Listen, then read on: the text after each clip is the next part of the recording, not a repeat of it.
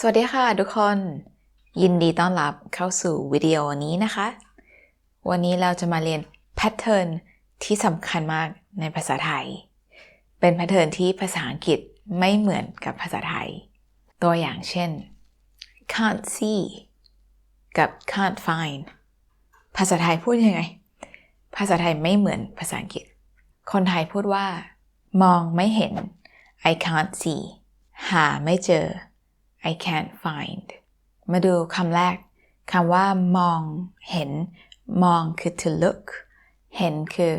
to see so together I look and then I see ก็คือ I see it ถ้าเราอยากจะพูดว่า I can't see it ต้องบอกว่า I look but I can't see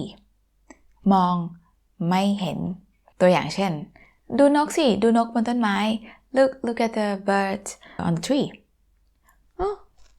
อยู่ไหนอ่ะ where is it มองไม่เห็น where is it I can't see คำถัดไปหาเจอหาคือ to look for something เจอ is found find it I found it หาเจอ is to look for something and found it so I found it is yay หาเจอแล้ว yay I found it หาไม่เจอ look for it but can't find so I couldn't find it หนังสือภาษาไทยอยู่ไหน Where's my Thai book หาไม่เจอหาแล้ว I tried to look for it already แต่หาไม่เจอ but I couldn't find it ถัดไปคือคำว่า couldn't finish working ภาษาไทย to work คือทำงาน to finish คือเสร็จ couldn't finish workingภาษาไทยคืออะไรคะเมื่อกี้พูดว่าไม่ทำงานเสร็จหรือเปล่าคะไม่ใช่นะผิดภาษาไทยคือทำงานไม่เสร็จ Why couldn't you finish working ภาษาไทยทำไมทำงานไม่เสร็จแพทเทิร์นนี้ใช้ได้กับหลายคำนะคะตัวอย่างเช่นทำไม่เสร็จ couldn't finish doing something ทำการบ้านไม่เสร็จ couldn't finish doing homework การบ้าน is homework ทำอาหารไม่เสร็จ couldn't finish cooking คำถัดไปคือคำว่า to rain ภาษาไทยคือฝนตก literally ฝนคือ rain the rain ตกคือ to fall เพราะฉะนั้นถ้าอยากบอกว่า it doesn't rain or it's not raining ภาษาไทยคืออะไรคะคนต่างชาติหลายคนชอบพูดว่าไม่ฝนตกเพราะว่าเป็น literal translation ของ doesn't rain or not rain แต่ว่าคนไทยไม่พูดแบบนั้นคนไทยพูดว่าฝนไม่ตก literally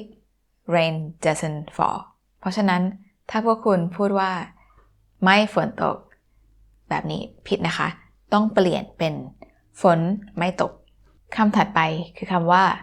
traffic jam ภาษาไทยคือรถติดถ้าอยากบอกว่า it's not traffic jam there's no traffic jam ภาษาไทยต้องพูดว่าอะไรคะต้องพูดว่ารถไม่ติดเหตุผลก็คือคำว่า traffic jam มาจากคำว่า car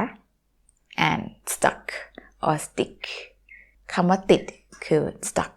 so car stuck there's no traffic today ภาษาไทยคือวันนี้รถไม่ติดคำถัดไปคือคำว่า to understand หลายคนอาจจะคิดว่าคำว่า to understand คือเข้าใจซึ่งนั่นก็ถูกแล้วนะคะเข้าใจไหมเข้าใจค่ะ do you understand yes I do I understand แต่ว่าคนไทยชอบพูดคำว่า listen and understand ฟังเข้าใจ can you understand ฟังเข้าใจไหม when you listen do you understand เพราะฉะนั้นถ้าอยากจะบอกว่า I cannot understand what you're saying or I listen I couldn't understand ภาษาไทยต้องพูดว่าฟังไม่เข้าใจฟังเข้าใจไหมคะเข้าใจค่ะฟังเข้าใจค่ะ I understand I listen and understand นักเรียนฟังเข้าใจไหมคะ